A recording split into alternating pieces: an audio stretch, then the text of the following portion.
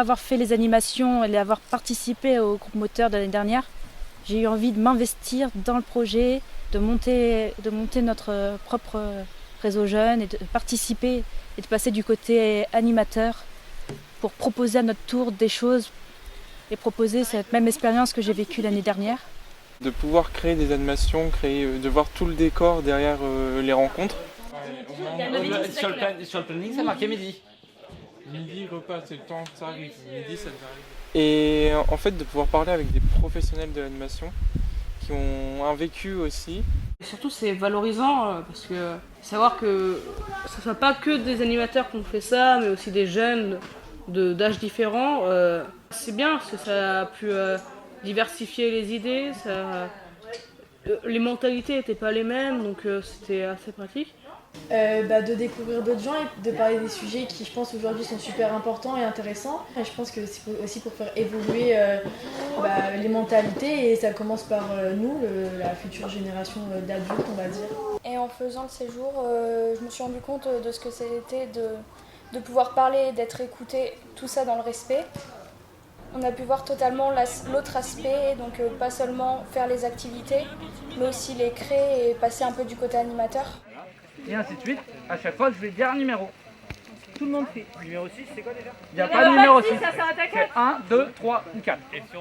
Je pense que de venir ici, de découvrir un endroit dans lequel on n'a pas forcément l'habitude d'aller, parce que je pense que quand on part en vacances, on se dit pas oh, un camping écolo.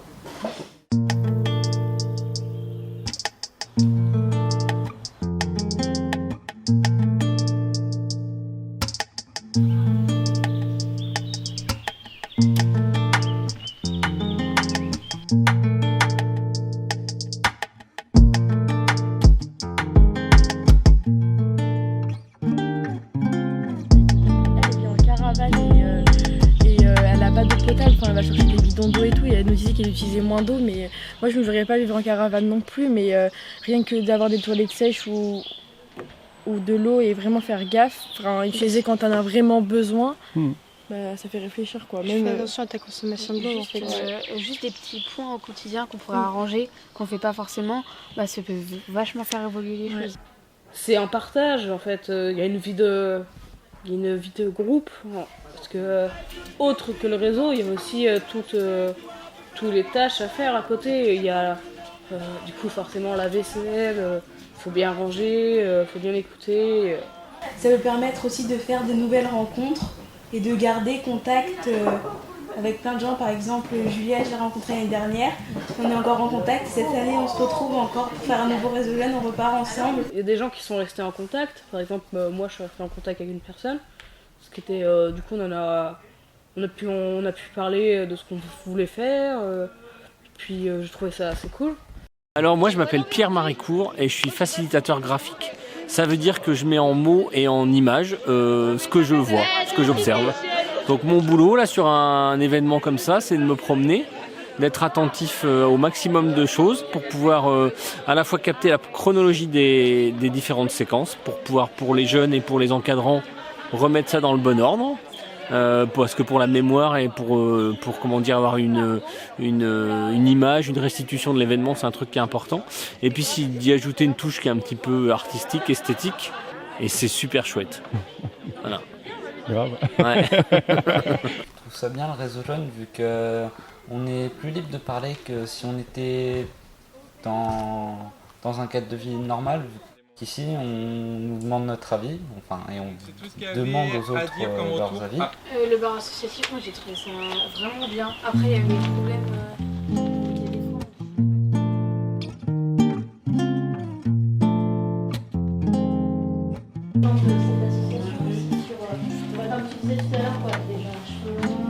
Des gens qui vivent l'ambiance rock, qui vivent en yourte. Bon alors, ce bar associatif, C'était trop sympa. C'était bien. franchement vous allez venir voir des concerts ici ou pas? C'est loin. C'est loin, c'est un peu loin.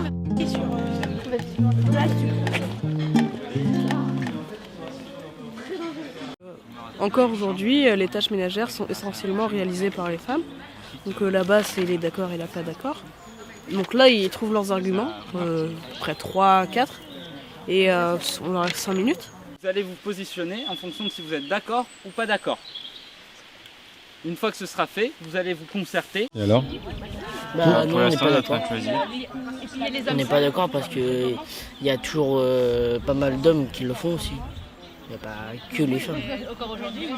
Nous, dans l'internat, on n'est que des garçons et pourtant on fait tous les tâches ménagères. Il n'y a aucune fille parce qu'il n'y en a pas. T'as le seum, hein? Non, j'ai pas le seum. Et le but, c'est de convaincre les gens. Donc, s'ils ont été vraiment convaincus par l'argument, ils peuvent changer de camp carrément. Sinon, c'est juste qu'ils avancent un peu. C'est le principe du débat mouvant. Ce qui est bien, c'est qu'on va rencontrer des gens qu'on ne connaît pas, mais qui ont la même façon de penser que nous, les mêmes valeurs que nous, qui eux aussi veulent partager leur vécu. Puis on est tous différents et c'est ça qui est bien aussi pendant les débats, c'est qu'on ne débat pas avec des personnes qui ont toutes le même avis et c'est ça qui est intéressant aussi, je pense. C'est très ludique et ça donne envie de débattre un peu plus. Ça ouvre à la discussion, c'est très convivial et ça permet de créer du lien facilement. Mais si la personne elle est en surpoids et qu'elle veut aller faire du sport, les personnes elles vont pas lui dire non et le mettre dehors. Après c'est si les personnes elles veulent, elles iront. C'est pas forcément si elles veulent pas, ok, elles n'y vont pas. Mais...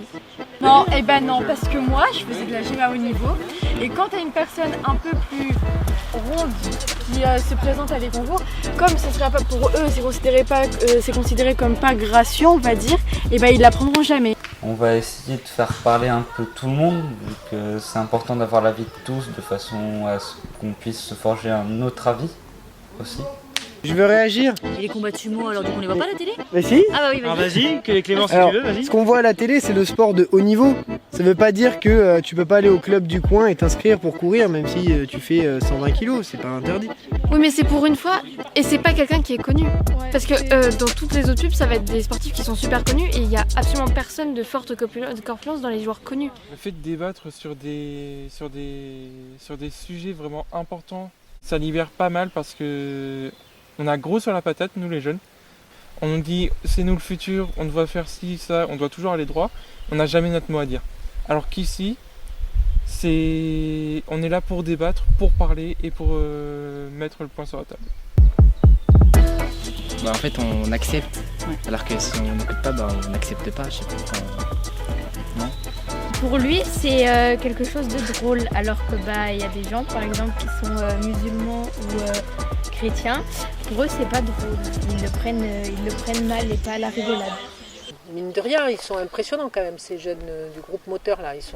Ça fait 1 an qu'ils bossent dessus, mais l'impression que voilà, ils prennent des choses en main et du coup ça vous permet d'avoir un peu plus de recul, de distance. Et on voit que quand c'est réajusté, ce qu'ils ont entendu d'hier, ce qu'on a pu dire, ils ont réajusté et du coup ça a donné un autre type de débat aujourd'hui. Donc moi je voulais vous féliciter, chapeau. C'est chouette de voir comment ça a pu évoluer. Ah ouais, c'était un parti pris l'année dernière de tout porter et de le porter à fond pour donner à voir au maximum sur les 2 jours à tous ces jeunes.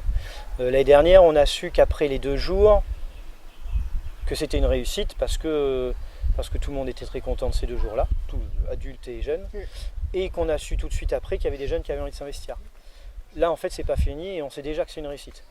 On sait déjà que c'est une réussite parce que le boulot entamé depuis quelques mois, du coup, on voit déjà, comme tu l'as dit, avec l'investissement des 8 jeunes, là, que ça fonctionne. Voilà. De l'éco-camping pour aller en ville, au village.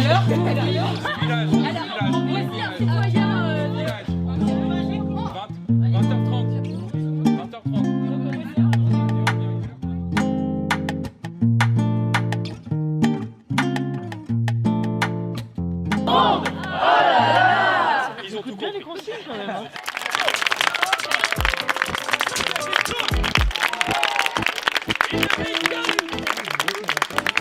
Et nous remercions également la Fédération des centres sociaux de nous avoir conviés. C'est un engagement pour les jeunes et un pas en avant dans l'animation important. Une belle mixité sociale. S'ouvrir, s'accepter, accepter l'autre. Donc non, c'est un séjour qui est autant bénéfique pour nous accompagnants que pour les jeunes eux-mêmes.